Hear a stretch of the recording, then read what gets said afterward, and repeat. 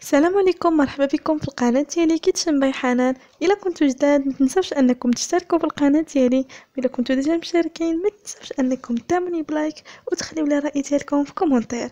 اليوم ان شاء الله غادي نحضر معكم طرد الشوكولا 3 طبقات، القوام ديالها كله شوكولا ومنظر خيالي رائع. وكيف ملفاكم وصفاتي دائما سهله واقتصاديه وناجحين 100%. خليكم الان مع المقادير وطريقه التحضير.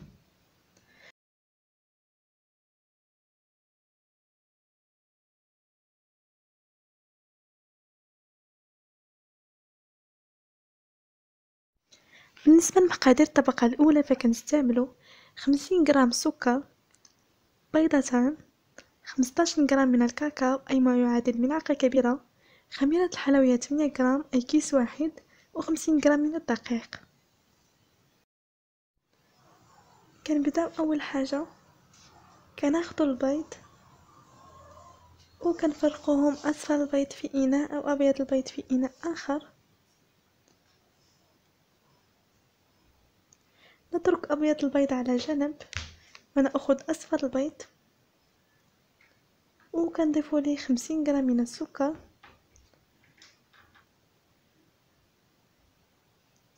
وكنبقاو كنحركو مزيان.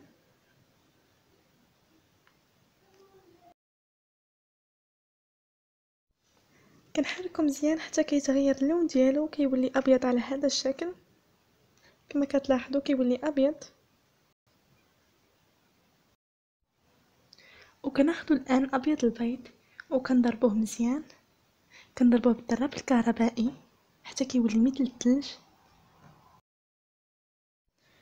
كما لاحظتوا ابيض البيض كيولي مثل الثلج. كناخذوا الخليط الاول اللي هو اصفر البيض مع السكر، ثم كنضيفوا عليه بالتدريج بياض البيض وكنحركو غير بشويه من تحت للفوق، كنبقاو غير بشويه من تحت للفوق وكنكملوا بنفس الطريقه كاع الخليط.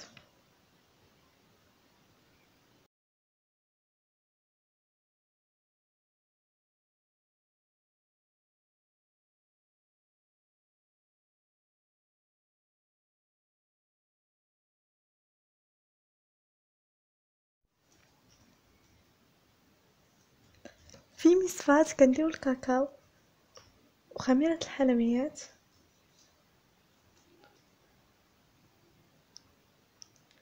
والدقيق كنضيفوه بالتدريج. وكيف كنقول لكم كيبقى الدقيق على حساب النوعيه ديالو وعلى حساب حجم البيض. انا احتاجيت 50 غرام، والا نتوما جاكم الخليط خفيف بزاف فيمكن لكم انكم تزيدوا.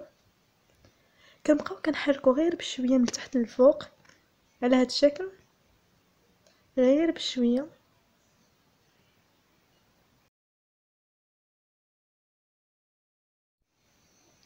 كما لاحظتوا الخليط كيجي خفيف على هذا الشكل. كناخذوا الان الصينيه تاع الفرن اللي القطر ديالو 25 سنتيمتر، كندهنوه بالزيت والدقيق وكنبداو كنفرغوا الخليط في الصينيه.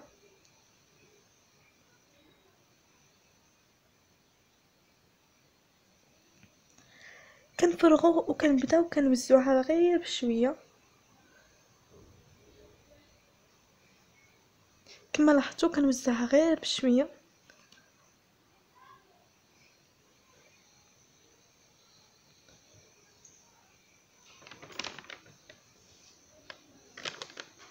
وكندخلوها الان الفرن اللي كنكونوا ديجا سخناه قبل وكنخليوها لمده 20 دقيقه. كطبقه ثانيه كنحتاج 1/4 من الحليب البارد، موس شوكولا حتى هي تكون بارده، انا خليتها في المجمد لمده 10 دقائق.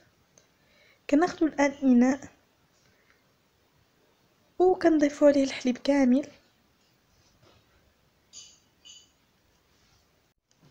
وكنضيفو لاموس. بالنسبه للاموس فكما لاحظتوا كنستعملها بزاف في الوصفات ديالي حيت كيجيني الثمن ديالها اقتصادي وفي ساعه كتوجد لاننا عاد نوجدوها في الدار. بالنسبه للثمن ديالها فما كيتعداش 15 درهم ومتوفره في اي سوبر ماركت. كنبداو كنضربوها بالضرب الكهربائي حتى كطلع.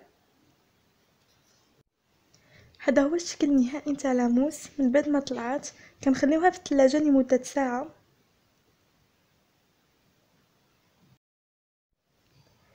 هذا هو شكل الكيك من بعد ما طاب. كنقلبوه على الوجه الاخر وكنسقيه بالحليب وقهوه سريعه الذوبان. كما لاحظتوا خلطت الحليب مع قهوه سريعه الذوبان. كنسقيو الكيك مزيان ونركزوا اكثر على الجوانب.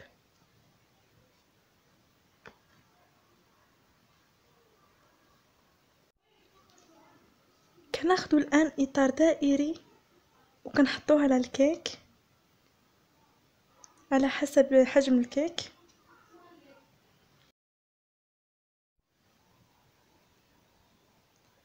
لاموس من بعد ما خليناها ساعه في الثلاجه، فدابا كناخذوها وكنديروها على الطبقه الاولى.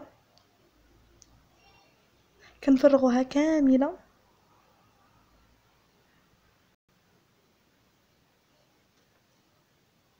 وكنبداو كنقادوها مزيان باش تجي كاع الجهات متساويه، وكندخلوها للمجمد لمده 4 ساعات او لليله كامله. ودابا نوجدوا الطبقه الثالثه. انا خليت لاموس لمده ليله كامله. كما لاحظتوا هذا هو الشكل ديالها من بعد ما حيدتها من المجمد. كطبقه ثالثه كنحتاج 1 من الحليب اي ربع لتر، ملعقتين سكر، ملعقتين مملوءتين من النشا مايزينا، 100 غرام من الشوكولا اي 12 قطعه، بودرة الكاكاو اي ملعقه مملوءه كبيره. كناخذ اول حاجه كسرونه وكنفرغوا عليها الحليب وكنضيفوا الشوكولا.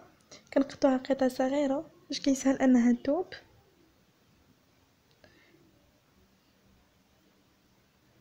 ثم كنضيفوا السكر والكاكاو. كما قلت لكم يمكن لكم انكم تستبدلوا هذا الكاكاو بكاكاو عادي، ديروا ملعقه كبيره مملوءه وكنضيفوا النشا وكنبقاو كنحركوا مزيان. ثم كنديروه على نار هادئه وكنبقاو كنحركوا مزيان حتى الخليط كيعقد ويولي ثقيل.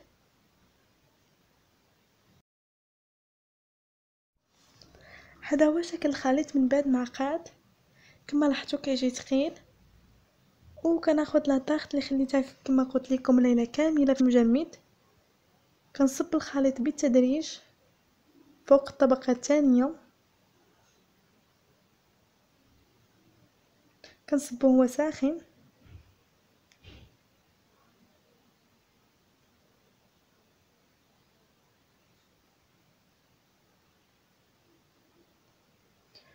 وكندخلوا للمجمد لمده ساعه.